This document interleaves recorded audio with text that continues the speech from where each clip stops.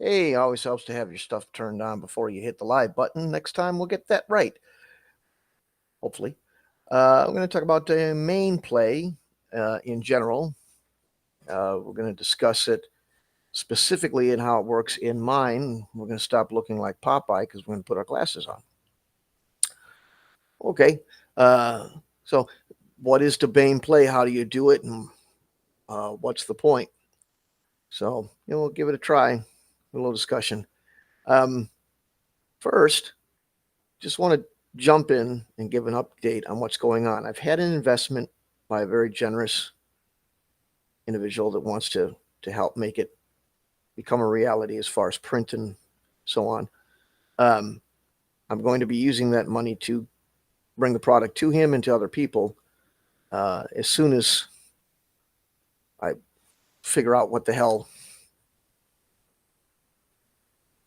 getting from point A to point B. I'm so old. All I want to do is write out a check or a deposit slip, but there's all this app stuff, and I thought I had it figured out, but something has changed since I set it up some months ago, and so I want to make sure that it works out. I get it without fees and stuff. So we're working on it. I'm going to go to the bank tomorrow, and I'm gonna, just do it. So, anyway, so we'll be working on that. We'll be putting the product out as soon as the check clears. Not to say that anybody's not good for it, but whatever the terminology for whatever the hell goes on in banks is happening. So I had my dad. I've got parents that are still around. Thank God they're still around. They're in their late 80s though, and my dad took a tumble in the parking lot today.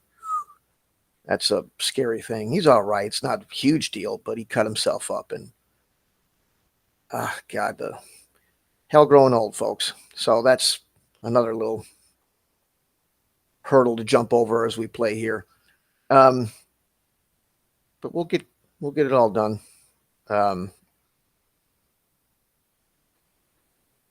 Anyway, I'd like to see a couple of people come in, and we'll just get right down to it. Hopefully more will file in as we go. So domain play. It's what they're talking about with domain play. I never like jargon. I don't like this kind of phraseology. It ends up being a hindrance. But what they're talking about is as you progress as a character, or as your character progresses, to be more grammatically correct, they start to hopefully accumulate a lot of money. And that money can go into creating their own forts, castles, armies, where they can start to become some form of baron or nobleman that owns land, and with that, and that's their domain. And with that comes taxation and citizens. So you're basically growing from a single individual seeking fortune and glory to an individual who has sought and attained both, and is transforming that wealth and notoriety into being some form of ruler of a particular area, leader. So we're talking about creating, as I say, castles, forts, kind of get into almost a Sim City like situation. So we'll kind of talk about the domain framework. Regardless of the genre, it doesn't have to be fantasy. This can work in all sorts of different fantasies. A domain is a territory and or organization, a fleet, perhaps even in certain games. The character becomes the ruler of a kingdom or a guild or head of some knightly order or a mercenary commander of a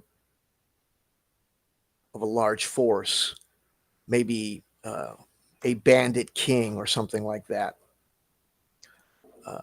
Maybe in sci-fi, it's something like the commander of a space station or colony, um, something, maybe even a civilian defense contractor or some other mega corporation big enough that they actually have uh, land and citizens and something like that. Modern pretty much could be, maybe the leader of the Illuminati, if you like to play paranoia or other type of conspiratorial ideas, a paramilitary leader of a militia or resistance force, or uh, if it's ultra modern or maybe just near future kind of modern, maybe again you might look at the mega corporation, somebody like uh, Elon Musk or whomever is more popular for you or whatever. I don't want to start any trouble, but just using an example. Um, Another example, maybe a post-apocalyptic, somebody who has a colony. I forget the character's name because I'm old and I start forgetting everything. But Tina Turner, Thunderdome, or Bartertown, something like that. Um, Technically, although it'd be difficult to do because you really don't have any income and it's not about that, but maybe even under certain circumstances, something like the Justice League might work in a superhero situation. Although that might be stretching it a bit. The basic mechanics are dealing with the resources that are in your land, whether it be money, food, um, materials to make things, maybe ores or something like that. Um, Gold, fish. I remember playing games like Rome and Total War and Medieval Total War, and they had uh, period specific things like uh, dye or spices or farmland or whatever resources made sense at the time, things that were sought after. So those kinds of uh, categories, depending on how detailed you want to make it. It also involves diplomacy. You're never the only one out there. You're one country or company or space station or militia force or whatever out there and amongst other factions that may be willing to work with you or competing against you or something like that. So uh, managing those relationships between those rival factions, allies, or other leaders is part of the mechanics, the basic mechanics, and the wargaming part of it, the military and defense, commanding your troops, defending what you have, because some of the easiest ways to get what you don't have is to just take it. Um, so there's a lot of potential for fighting over resource piles or mines or whatever, that kind of thing, or just somebody who just wants more territory. So we can go through resource types. Don't always stay specific to certain genres.